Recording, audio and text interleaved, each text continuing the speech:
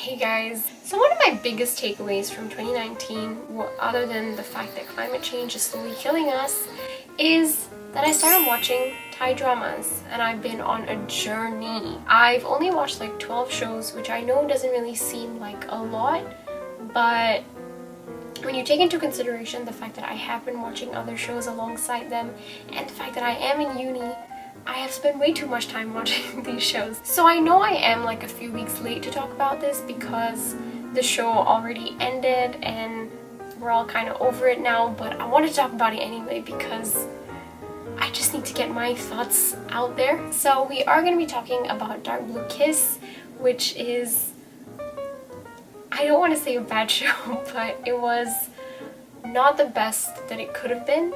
And today we're going to talk about why. So first thing I want to say is that overall I did enjoy the show. It's definitely not the worst show in the sense that I wasn't like, you know, really dreading watching it and dreading the next episode, but I think I'm probably biased because Tae and Yu are in this show, which is I think the reason why we all watched it anyway. And I believe this is like the third show with the two of them. I think there's Kiss the series, which I have not watched, and then there was Kiss Me Again, and then there was this. So Kiss Me Again, they were all just so boring and I didn't care about most of them. Their stories were just so like, ugh. So I really struggled watching that show and I ended up skipping through a lot of stories, and Tae and Yu's story is one of those that I didn't skip.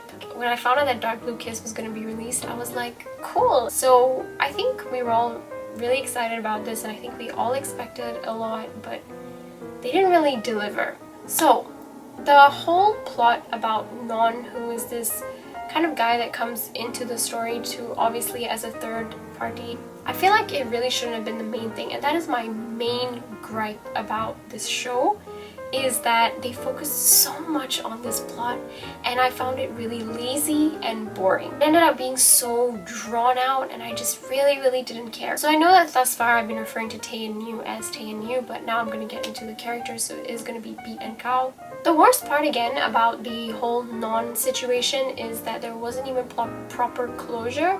You know, let it go, like, yep, we just want to be over and done with this, but like, you just spend the entire show on this plot and you just glossed over it like it was nothing, really. Like in the last episode, I swear Non has like 2 minutes of screen time and doesn't really say anything. Like, what was up with that, you know? Also, something that I found quite interesting that they just, you know, kind of left out was the fact that Non actually did seem like he had some issues.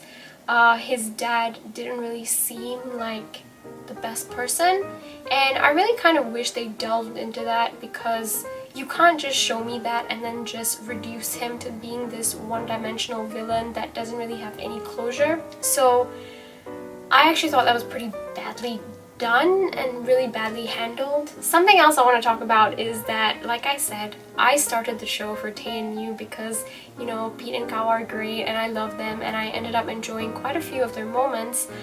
But I have to say, Sun and Mork, who are the side couple, really stole the show for me. Mork ended up being my favorite character in the show because he's so chill and he's so laid back and I just like him so much. Sun and Mork's relationship dynamic was so much more mature and interesting to watch. There was something different. It was definitely a lot more well written and just all around so much more enjoyable to watch, rather than Pete and Kao's conflict that never ended and it was just about the same thing over and over and over and over again in every episode. Their chemistry, their story, oh, so great. Just something that makes me a little bit sad is that I really wish their friend group had a lot more screen time. So Sandy, Tada, and June are like the best, you know, like they're such a wonderful group of friends, and I liked them in Kiss Me Again and I liked them in this season, but this show, but I felt like it's not often in these shows that I end up actually caring for the group of friends, and the fact that that actually happened in this show, I was like, give them more screen time, you know? I want to see more of them. I feel like their characters were so underutilized, and that makes me really sad.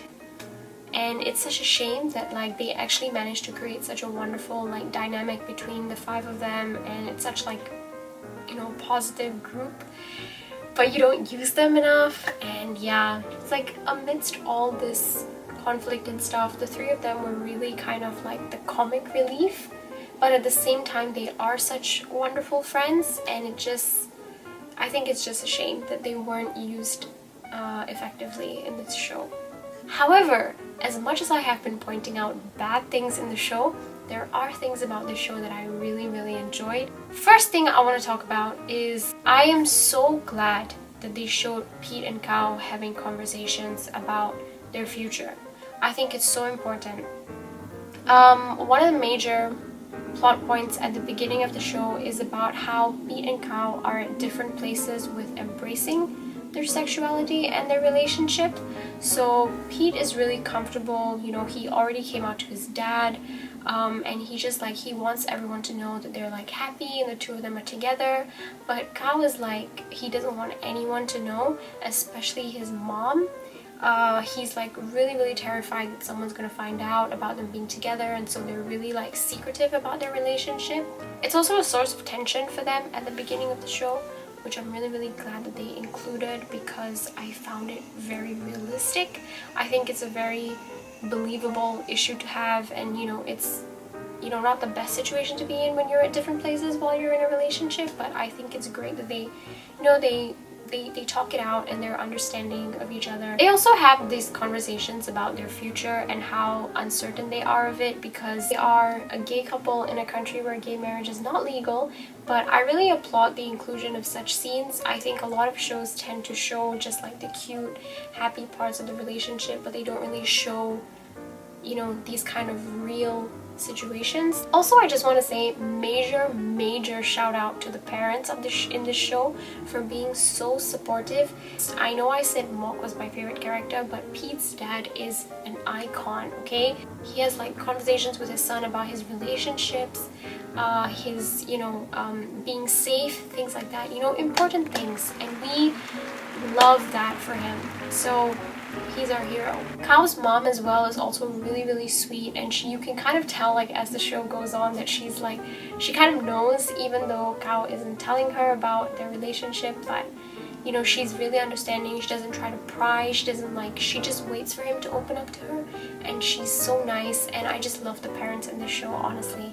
I'm also really happy with the portrayal of Sun's ex as somebody that's as this really great person who's actually really supportive of his future relationships.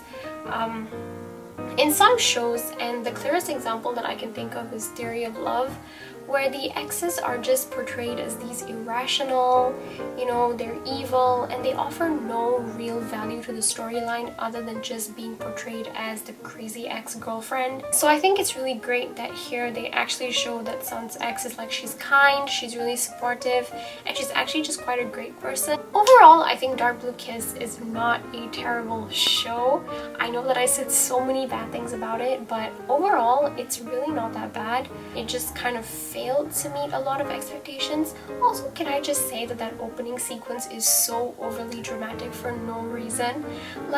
I know that they always have opening sequences, but this one was just particularly tacky to me. I mean, no hate, but I just found it so boring. The plot, especially with Pete and Kao, wasn't interesting enough, and I think it was just wasted potential. I still had a good time watching it, I'm not gonna lie, and Pete and Kao had some really, really cute moments, it wasn't all bad. But to be really, really honest with you, Sun and Mark really, really stole the show for me, and I think they did for a lot of people.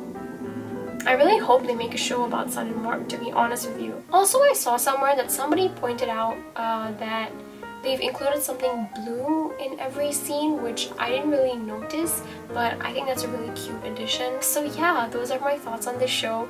I really do want to make more videos talking about the shows that I've watched, even though I might be slightly outdated or out of the loop, because I did only start watching all these shows last year. But I do want to talk about them because I actually have a lot of opinions. I just haven't really been getting them out. So we'll see. But yes, thank you so much for watching, and I'll see you guys in my next video. Bye!